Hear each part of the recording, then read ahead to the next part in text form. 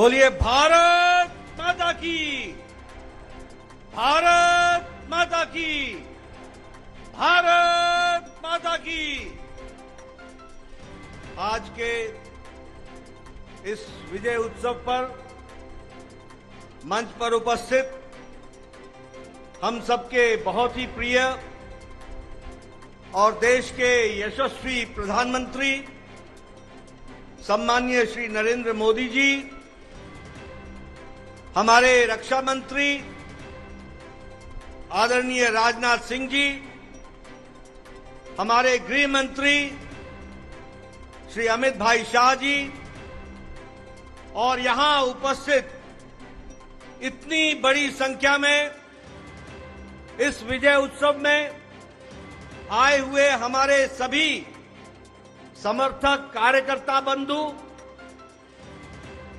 Media के मेरे साथी, प्रिंट मीडिया, इलेक्ट्रॉनिक मीडिया के मेरे साथी और देश भर से टेलीविजन के माध्यम से जुड़े हुए हमारे करोड़ों कार्यकर्ता और भारत की यशस्वी जनता,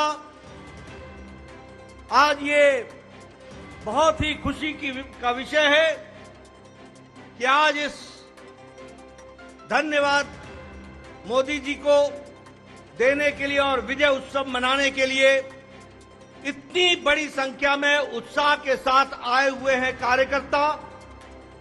आप सब लोगों की तरफ से और भारतीय जनता पार्टी के लाखों कार्यकर्ताओं की ओर से सबसे पहले इस कार्यक्रम में मैं आदरणीय प्रधानमंत्री मोदी जी का हार्दिक अभिनंदन करता हूं, स्वागत करता हूं।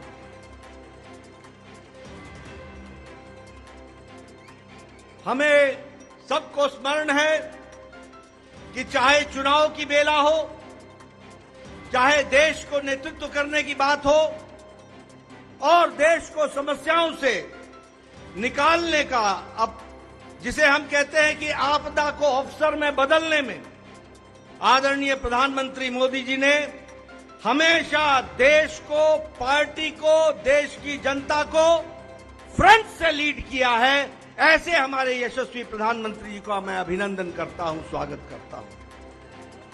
मैं आज सभी एनडीए के साथी दल और भारतीय जनता पार्टी के कार्यकर्ता, जिन्होंने अथक प्रयास के साथ पीछे कई महीनों से अथक प्रयास किया और एनडीए को जो जीत दिलाई है, उसके लिए मैं साथी दलों का और हमारे कार्यकर्ताओं का और साथी दलों के कार्यकर्ताओं का भी हार्दिक धन्यवाद देता हूं और उनका भी मैं अभिनंदन करता हूं।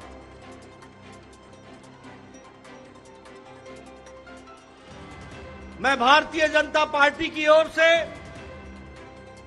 देश के करोड़ों हमारे देशवासियों को, जो प्रधानमंत्री मोदी जी के नेतृत्व में विश्वास करते हुए एक ऐतिहासिक पल, एक ऐतिहासिक घड़ी के चश्मदीद गवाह बनने का हम सबको सौभाग्य दिया, मैं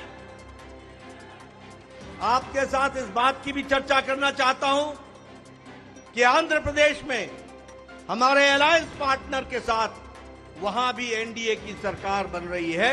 इस तरीके से परिवर्तन हुआ है। मित्रों, केरल में भारतीय जनता पार्टी ने अपना खाता खोला है, जहां हम कहीं दूर दूर तक नहीं दिखते थे, दूर दूर तक नहीं दिखते थे। उस केरल में कमल खिला है और वहां भी एनडीए की उपस्थिति हो गई है। इसको भी हमको ध्यान में रखना चाहिए।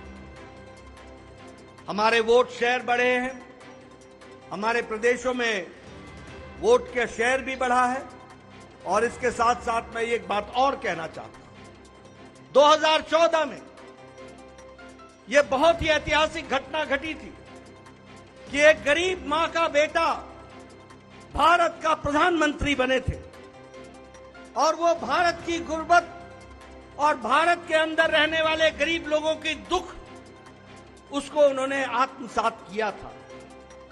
वो जानते थे गरीबी क्या है, वो जानते थे कि गरीबों का नेतृत्व करने की क्या आवश्यकता है, वह जानते थे कि देश को किस तरीके से आगे बढ़ाना है। और मुझे याद है कि 2014 में जब एनडीए की सरकार बनी तो आपने उस समय कहा था, मेरी सरकार गांव को, गरीब को, वंचित को, पीड़ित को, शोषित को, दलित को, महिला को, युवा को, किसान को समर्पित रहेगी और उनके विकास के लिए हम काम करेंगे। आज हम गौरव के साथ कह सकते हैं कि आज आयुष्मान भारत में 50 करोड़ लोगों को दुनिया का सबसे बड़ा हेल्थ कवरेज मिल रहा है और उनकी चिंता हुई है तो आदरणीय प्रधानमंत्री मोदी जी के नेतृत्व में हुई है। और आगे 30 में इस देश का कोई भी नागरिक जो 70 साल से ऊपर का होगा उसको भी आयुष्मान भारत का कार्यक्रम से जोड़ा जाएगा। इस बात को हमको ध्यान। उसी तरीके से चाहे बहनों को गैस का चूल्हा पहुंचाना हो, गैस का सिलेंडर पहुंचाना हो, हर घर नल, हर घर जल, इसकी व्यवस्था करनी हो, हमारे भाइयों को, बहनों को बैंक से जोड़ना हो, ये सारे काम प्रधानमंत्री मोदी जी के नेतृत्व में हुई और गरीब की चिंता की गई, गरीब की चिंता की गई। मैं यहां यह भी कहना चाहूंगा कि जब प्रधानमंत्री जी ने 2014 में बागडोर संभाली थी तो भारत की अर्थव्यवस्था लड़खड़ा रही थी। भारत की अर्थव्यवस्था के साथ साथ बैंकिंग व्यवस्था ये बिल्कुल लड़खड़ाई हुई थी, एक तरीके से ढह गई थी। और भारत देश की अर्थव्यवस्था के साथ साथ बैंकिंग व्यवस्था जब लड़खड़ाई तो दुनिया में भी हमारी अर्थव्यवस्था की ताकत कम हुई। लेकिन प्रधानमंत्री मोदी जी के नेतृत्व में बैंकिंग व्यवस्था को मजबूती दी गई, अर्थव्यवस्था को मजबूती दी गई और बैंकिंग व्यवस्था के बारे में दुनिया ने भी सराहा कि आज भारत एक मजबूत बैंकिंग सिस्टम के साथ खड़ा है। और सबसे बड़ी बात यह है कि 2014 में हम 11वें नंबर की अर्थव्यवस्था थे, 11वें नंबर की। आज हम मोदी जी के नेतृत्व में सुदृढ़ तरीके से 5वें नंबर की अर्थव्यवस्था है और मोदी 30 में तीसरी बार प्रधानमंत्री बन रहे हैं। भारत की अर्थव्यवस्था तीसरे नंबर की होने जा रही है, इसको भी हमको ध्यान में रखना है। प्रधानमंत्री मोदी जी के नेतृत्व में गांवों को मजबूती मिली, गरीबों को ताकत मिली, दलितों को सम्मान मिला, युवाओं की आशाएं और आकांक्षाओं को पूरा किया, महिलाओं को सम्मान दिया और किसानों को मुख्य धारा में लाने का काम किया और वंचित पीड़ित लोगों को विश्वास के साथ आगे बढ़ाने का काम किया। ये 10 साल का परिवर्तन हम सब लोगों को देखने को मिला है। मैं यहां यह भी कहना चाहता हूं कि विपक्ष नकारात्मक सोच, नेगेटिव सोच के साथ काम करता रहा। कोई भी सकारात्मक 10 साल में कोई भी सकारात्मक योगदान विपक्ष का नहीं रहा है। और मैं तो ये भी कहूंगा कि अभी भी उनको गुमान है, अभिमान है कि देश में एक ही परिवार राज करने लायक है। यानी रस्सी आपने बारंबार जलाई, रस्सी जल गई पर बल नहीं गया, इस तरीके का इनका व्यवहार रहा। मैं यहां यह भी कहना चाहता हूं, चुनाव के दौरान इन्होंने झूठ फैलाया, इन्होंने फेक वीडियोस निकाले, जनता को बरगलाने का काम किया, गुमराह करने का काम किया, जनता को एक तरीके से झूठ बोल करके वास्तविकता से दूर रखने में कोई कसर नहीं छोड़ी। और सबसे बड़ी बात यह है कि इन्होंने चुनाव में प्रजातांत्रिक मर्यादाओं को भी ताक पर रखा। प्रधानमंत्री मोदी जी के लिए अपशब्द कहे, गालियां दी, एक बार नहीं अनेकों बार।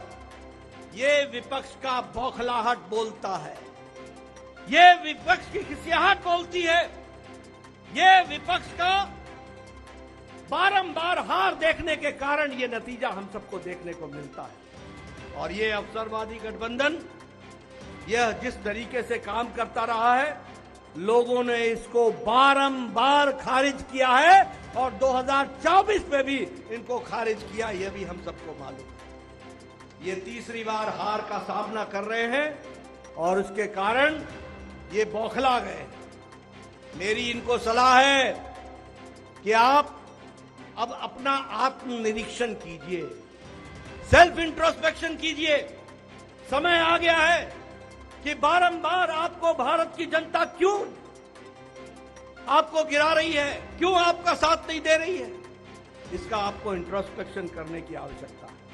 और मैं यहां यह भी बताना चाहूंगा कि गठबंधन एनडीए का मजबूती से मोदी जी के नेतृत्व में देश का नेतृत्व करते हुए आगे बढ़ेगा और देश को आगे ले जाएगा, इस बात का हम सबको विश्वास है।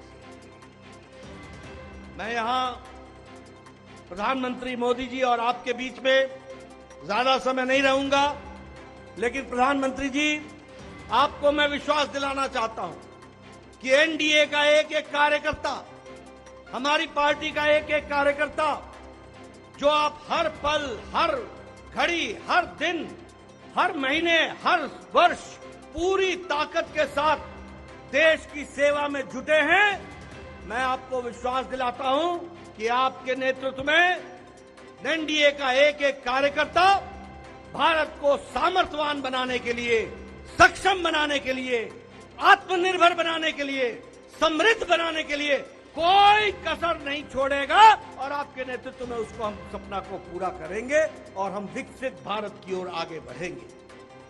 मैं